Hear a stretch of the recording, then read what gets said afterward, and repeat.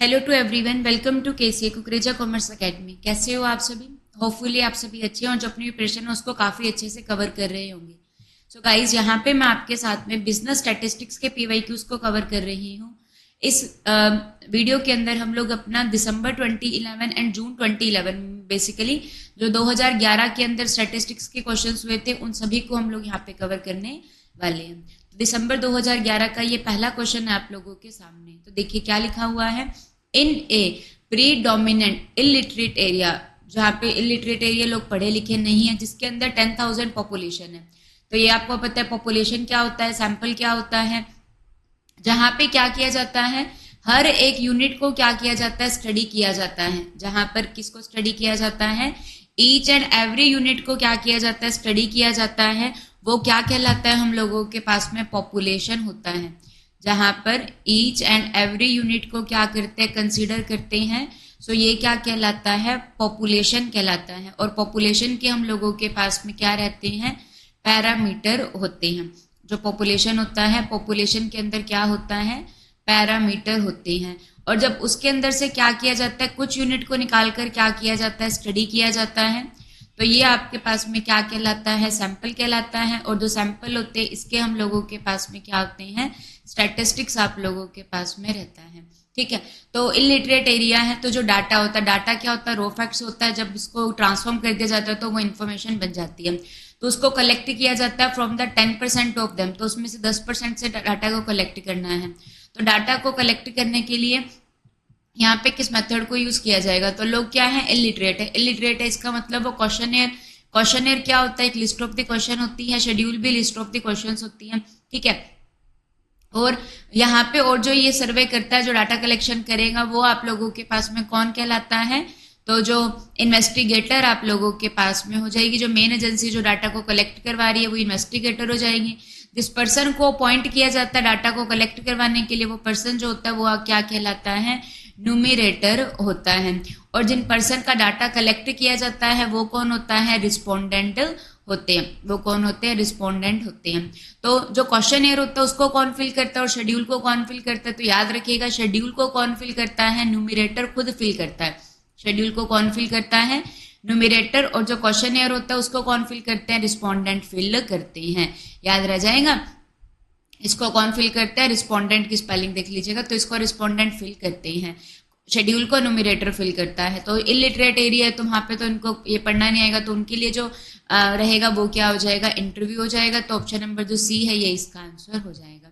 ठीक है, move to the next question. In a unimodal, unimodal का मतलब क्या होता है, जहाँ पे क्या होता है, सिंगल मोड होता है। सिंगल मोड, मोड क्या होता है, जो सबसे ज्यादा वैल्यू जहाँ पर आती है वो क्या होता है, मोड होता है। और क्या है, सिमेट्रिक डिस्ट्रीब्यूशन होता है। तो सिमेट्रिक डिस्ट्रीब्यूशन में क्या होता है, मीन, मीडियन और जो मोड होता है वो क्या रहता है, बराबर होता है। मीन, मीडियन और मोड जो रहता है वो क्या होता है, बराबर होता है।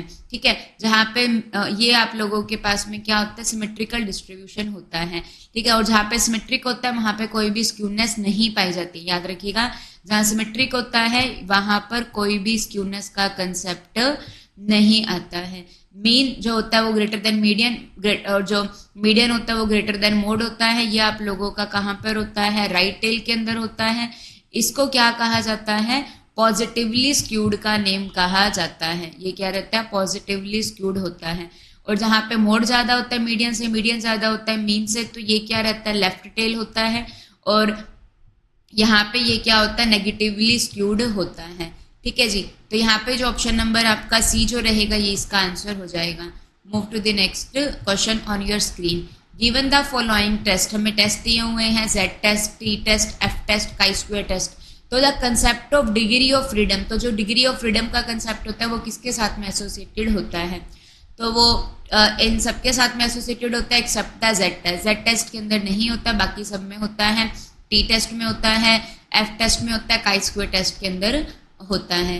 ठीक है, जेड टेस्ट एक पैरामीट्रिक टेस्ट है। अगर इसमें से आपको ऑड वन करने के लिए कहा जाए तो यहाँ पे जो काई स्क्वायर टेस्ट है वो आपका अलग हो जाएगा, क्योंकि जो काई स्क्वायर टेस्ट है ये कैसा टेस्ट है, आप लोगों के पास में एक नॉन पैरामीट्रिक टेस्ट होता है। जो काई स्क्वायर रहता है ये नॉन पैरामीट्रिक होता है, while Z test, T test और एफ टेस्ट अनोवा टेस्ट होता है, ये आपके पास में कैसा टेस्ट रहता है, पैरामीट्रिक नेचर का होता है, ठीक है। तो ये आपके पास में आ जाएगा, तो ऑप्शन नंबर डी जो रहेगा इसका आंसर हो जाएगा। नेक्स्ट हम लोगों के पास में जून 2011 के क्वेश्चन है। सो इन ए फैक्ट्री, फैक्ट्री के अंदर कितने टोटल जो है वो आप लोगों के पास में एन है वो कितने हैं, 1000 है, जिसके अंदर से consisting of 400 A grade worker and 600 B grade worker. तो जो ए ग्रेड वर्कर है और बी ग्रेड वर्कर है, तो ए ग्रेड वाले जो टोटल है वो कितने हैं, 400 है, और जो बी ग्रेड वाले टोटल है वो कितने हैं, 600 है। उसके बाद में हम लोगों के पास में क्या लिखा हुआ है, इसके अंदर कुछ मेल हैं और कुछ क्या है, फीमेल हैं, ओके। तो टोटल जो है वो कितने हैं, 1000 है। तो इन ए ग्रेड के अंदर यहाँ पे क्या हो जाएगा, 300 जो है वो क्या है, मेल है। ए ग्रेड के अंदर 300 मेल है, टोटल 400 है, तो फीमेल कितनी हो जाएंगी, 100 हो जाएंगी।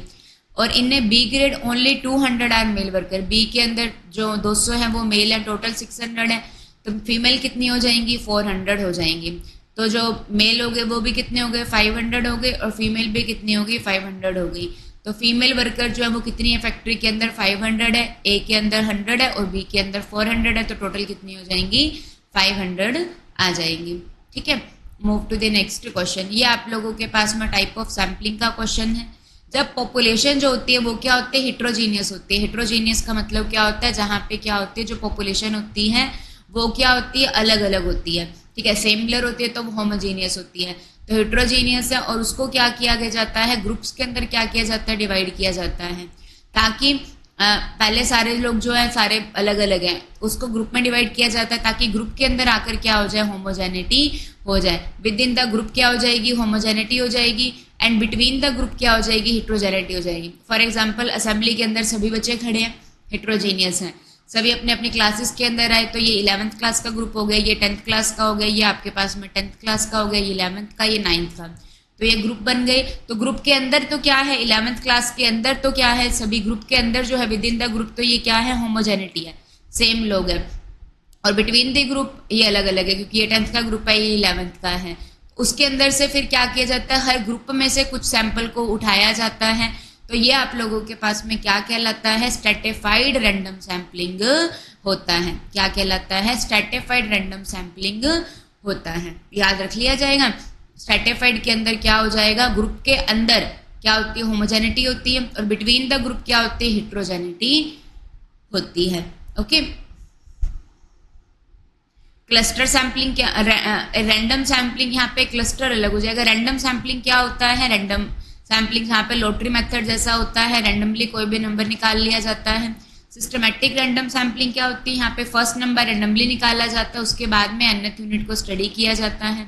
कोटा सैम्पलिंग, ठीक है, तो ये आपके पास में आ जाएगा। तो ऑप्शन नंबर डी जो रहेगा ये इसका आंसर आ जाएगा। यहाँ पे ग्रुप के अंदर क्या रहता है, होमोजेनिटी, बिटवीन द ग्रुप क्या होता है, हिट्रोजेनिटी होती है, ठीक है।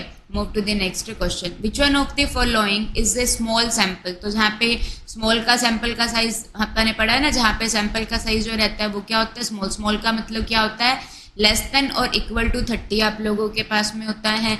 जहाँ पे जो स्टैंडर्ड डेविएशन होता है वो क्या होता है, अननोन होता है।